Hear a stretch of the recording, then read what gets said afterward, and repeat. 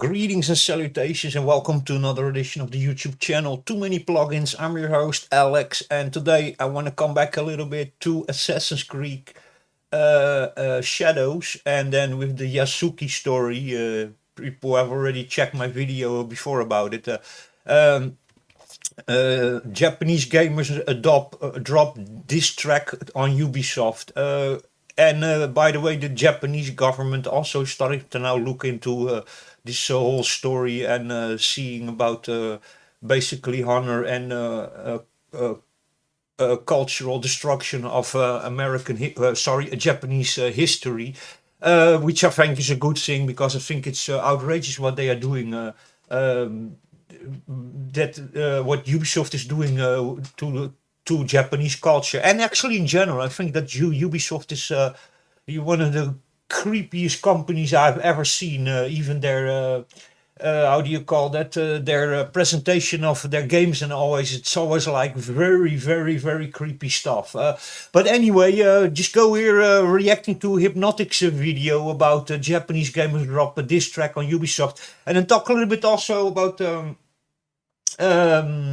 A little bit about the Acolyte still also, a bunch of things that are a little bit starting to get more and more interesting in that. But just listening a little bit to Hypnotic and Japanese gamers drop diss track on Ubisoft. So yes, ladies and gentlemen, we have diss tracks being dropped on Assassin's Creed Shadows. This is the world that we're living in right now, where you actually have a diss track against a particular game from an entire fucking country. It honestly is amazing to me, but you know what? Ubisoft is a company that does deserve it. It says a Japanese pop song titled Why Yasuke mocks Ubisoft and Assassin's Creed Shadows for featuring Yasuke as one of the game's main protagonists, as well as taking liberties with Japanese history. The song, which was released on July 6th, has already obtained over 912,000 views and rising. I can only imagine how many shills for Assassin's Creed Shadows that are going to react to this video and scream racism through and through.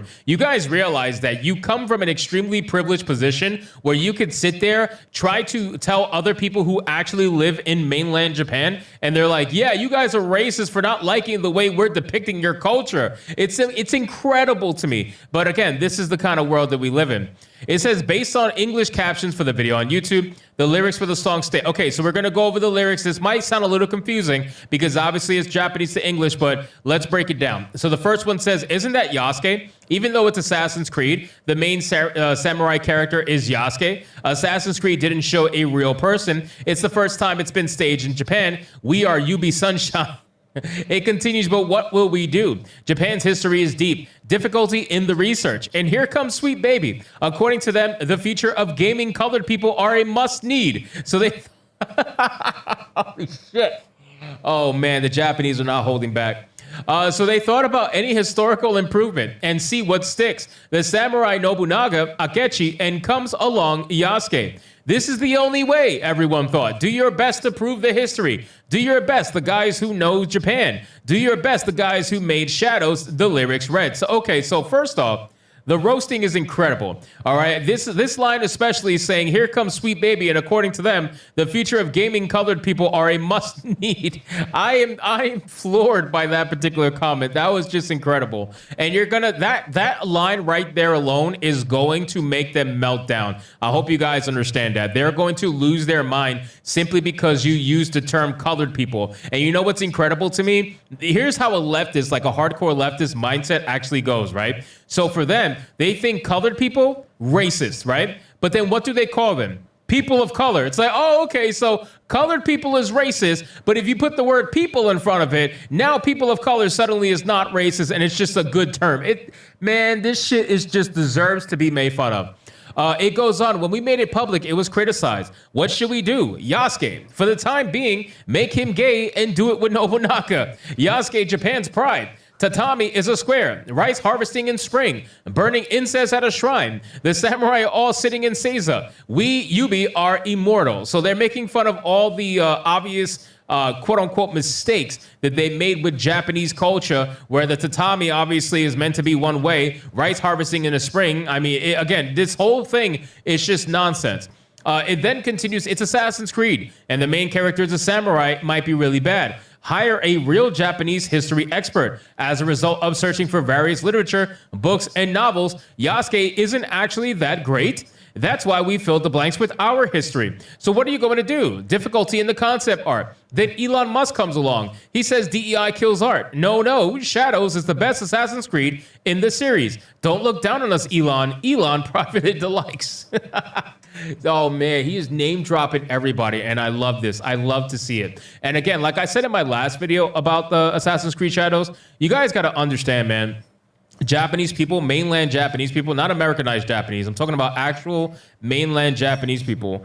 They are not extroverts, right? They are hardcore introverts on average, for the most part anyway. They are going to want to keep them themselves. They're not combative at all. They're very quiet. So to piss them off, to make them do something like this, you must have done something bad. There's no way that you got this many Japanese people up in arms and thinking that it's their fault. Like, there's just no fucking way. You did something terrible to get them this upset.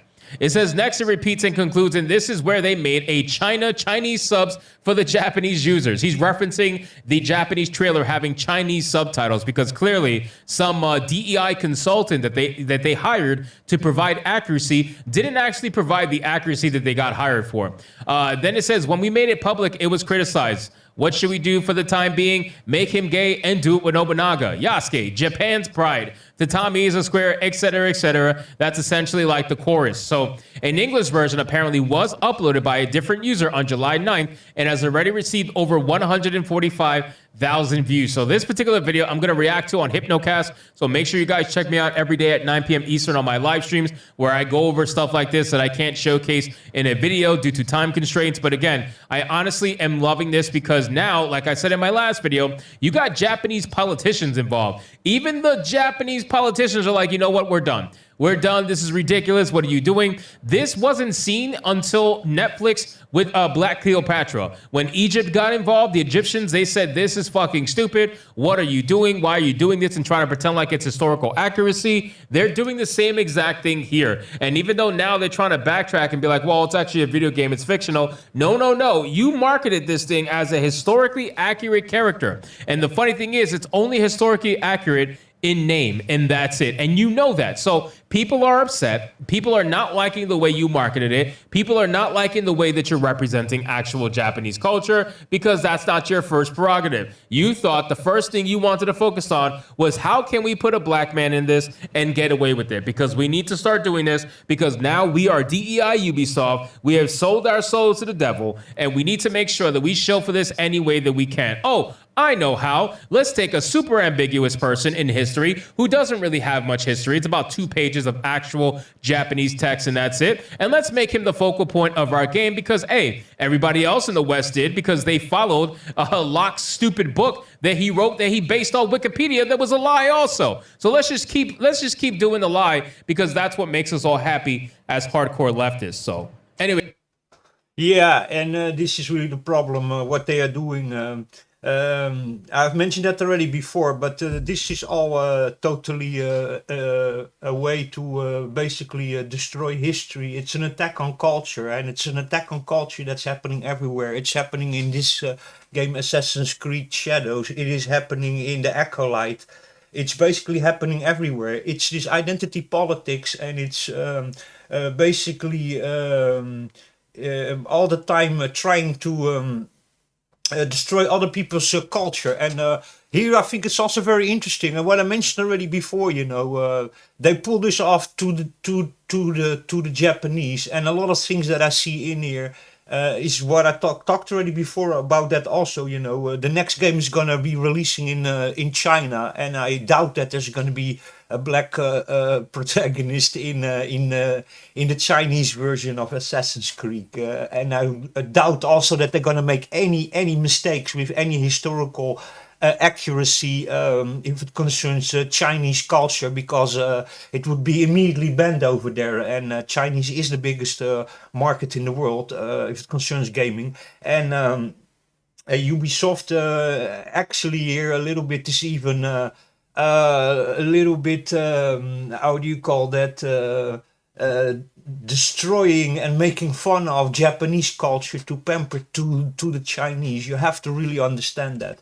And this is all really, really, really sad what's happening over here. And I wanted to, by the way, come also a little bit back to this story. And that's then about the Acolyte.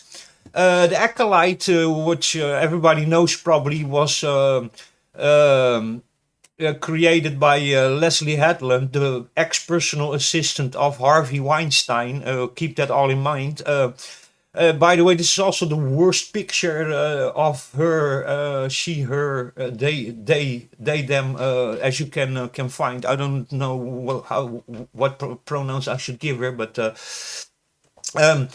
terrible picture, really a horrible picture to put this on Wikipedia. It seems almost like they have literally searched for the worst picture they could ever find. But this series, I'm not going to go into the series. I think everybody knows what's going on with this series, you know. But there was another YouTuber the other day that made a good point about that. Her being many years the personal assistant of Harvey Weinstein, and then she herself have done some very insignificant movies herself. Let me see what she was involved with. Maybe they mention it over here. I don't even think that they mention it. Yeah, okay. So she's an action film and television director, screenwriter, and playwright. She wrote and directed the play and 2012 film Bachelorette. I hope I could pronounce that correct. And the 2015 film Sleeping with Other People. She co-created the Netflix series Russian Doll. I always wondered why this woman with this repertoire got put it into 180 million, almost 200 million television series of one of the biggest franchise probably on planet Earth, Star Wars, you know. I wanted that from the beginning, you know. Why did they put her over there, you know? And there was another YouTuber that was saying that underlined the other day, and I think he makes really a good point over there, you know. Her being, you know all about Harvey Weinstein. I'm not going to go through it completely, but it was like, I'm not going to go into everything, but Harvey Weinstein, born March 1952, is an American former film producer and a convicted, so a sex offender. So again, convicted sex offender, not allegedly. Everybody knows probably about that story. I'm not going to go completely into that also because of YouTube because of contradictions that can cause, and I don't want to go into those kinds of details. Let me say it like that, because otherwise the YouTube algorithm start pushing my channel down. If I start really going into that, but what I think is a little bit interesting, you know.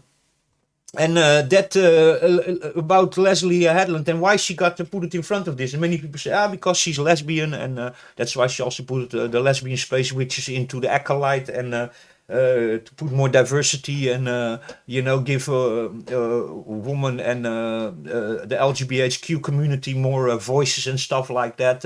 And this is why they hired her. But I honestly agree a little bit with what a YouTuber the other day was saying, a little bit underlined. And that is probably because she was the personal assistant of Harvey Weinstein. She has actually, she knows a lot about, allegedly, about very famous, important Hollywood and even royal people who were involved in that whole Harvey Epstein and his... I'm not going to go into the details of that. Search that up yourself. But she knew, she knows a lot about all sorts of Hollywood and important, powerful people that were involved with Harvey Weinstein. Her being his personal assistant. So I think she knows too much, and this is. I don't want to say that it's a sort of extortion kind of thing, but probably she knows too much, and she's also friends of many known Hollywood characters, and she knows a lot about famous people, including famous Hollywood characters, being the ex-personal assistant of Harvey Weinstein. And this is more or less why I think that they gave her this job to do, and also to wokenize Disney even more. You see it already in even Disney cartoons. They are woke like crazy, and it's all identity politics and virtue signaling and LGBTQ and Black Lives Matters activism going on, So I think it's really, really obvious, So she fulfills several boxes if it concerns hiring people and improve if it concerns inclusivity, and then also is because she knows all the important people from Hollywood, including the ones that were allegedly all involved with the Harvey Weinstein story, and that's why I think that she is now in the place where she is, and hopefully we don't get a second season. The first season was a disaster, 14% on Rotten Tomatoes. The public gave the score 13% actually in this moment, and only the shill media, all the paid shills over there gave the 85%. So the user rating is really, really weird. The people don't like it at all. Mainstream media, that is all, they're all shills, gave it 85% and say it's a moist bottle of joy. So, there you can see it, but there's something really, really weird going on with all of this. I think they're also already a little bit related to each other. And the next couple of movies I saw that are now going to come out, and a bunch of games are going to come out, are going to be all woke as crap also. And the problem is with all these ESG and DEI things that are going on, and also because the economy is bad, and because games and many movies are not doing so well, they need that ESG money. They need to follow the woke agenda to get that BlackRock and how do you call that, Vanguard ESG money, and from the World Economic Forum, so they're even now even more forced to go. And also, by the way, if you want to be eligible for a Oscar, you need to be also DEI ESG compliant today. So and also for your loans, if you want loans with low interest rates, then you need to comply to all this woke garbage. Even many. It's even difficult. It's easy to say that most game companies are going woke because of their ideology and the way that they think, but many are actually going woke is because of a financial point of view, and and because of the cancel culture and the cancel mob that are over there, and also immediately canceling your stuff because all these woke people, these left progressive, are basically cancel culture, and they are how do you call that, keyboard warriors that are all day over there attacking people on Twitter and stuff. If your stuff is not woke enough with enough identity politics and a representation of the LGBTQ community, So that's where we are today, I think you need to see all these things in one big thing that's going on, and that, for example, Leslie Headland says that there's no agenda. This is all just organic. Is just allegedly. It's just for me just complete nonsense. That, and I think you can see it everywhere. You cannot be saying that there's not an agenda and they are not doing this. There is an agenda, and there's also a financial and a political and an acceptance interest for them to follow this ESG agenda. So, I think it's so obvious, but it's really a shame because what they are doing with the culture now, and how they are also all the time just talking down on us. It's I feel almost like the video games and the cinema and the movies are basically now a re-education camp where they are just re-educating you, because apparently you need to be re-educated for all to believe and follow all this LGBTQ and woke and DEI ESG and also environmental is also a lot of foolery going on, and they are basically doing that. And I don't think that they are treating people very adult and very intelligent with them all the time sticking their political propaganda and trying to basically change collective thinking and acceptance and tolerance for certain groups, because if you don't agree with this ESG and DEI thing, then they will cancel you out, and you are literally then the cancer. Not even to go in the story of all these people of Sweet Baby Inc. and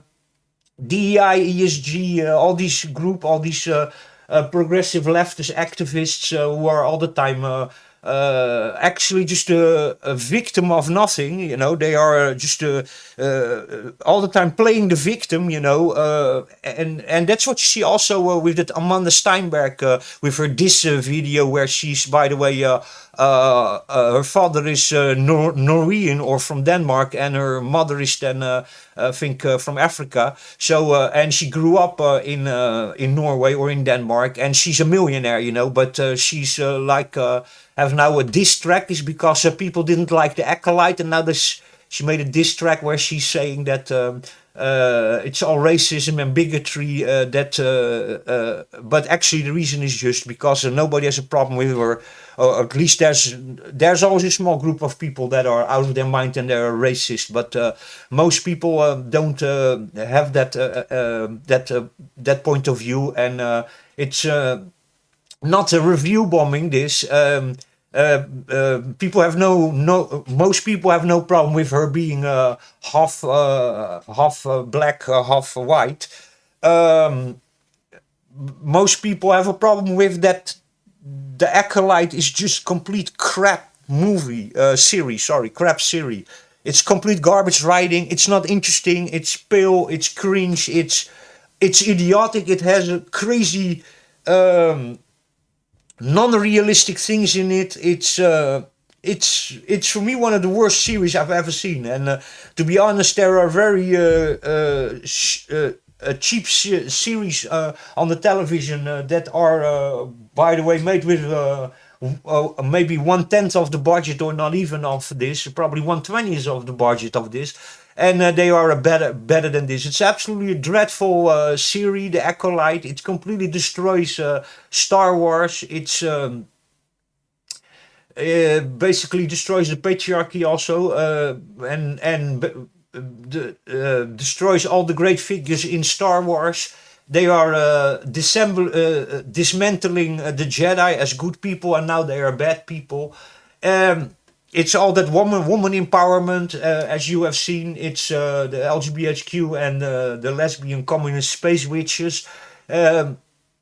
It is really, really, really far out. I could have never thought that I would come to live in a time where the things are like that, you know. And she's, by the way, very upset, and she feels very, very mistreated and stuff like that. Well, she's a millionaire, and her father's, by the way, also very rich, and you know, she.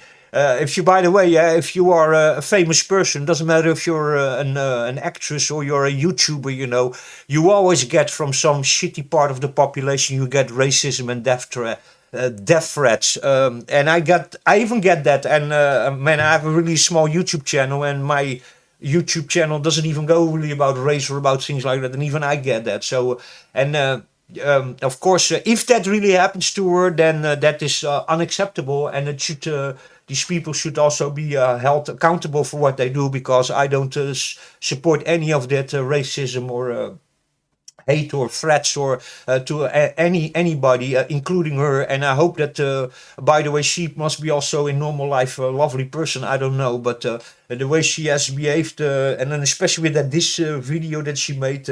And then she says she has a lot of honor, but I think she doesn't really have a lot of honor, and especially as wealthy as she is, and she's forgetting a lot of things, and she's playing a victim just because people didn't like the Acolyte, and that's not because of her race, you know. It's just a terrible, dreadful series, and that's just the truth, with a terrible, a horrible message in it, and a horrible way of deconstructing and destroying George Lucas's Star Wars, and the Star Wars that many generations of people grew up with. And that's my opinion. I think all these things are related. Anyway, I hope you enjoyed that. This is the end of my rant. Stay safe, take care, and I'll catch you in the next video.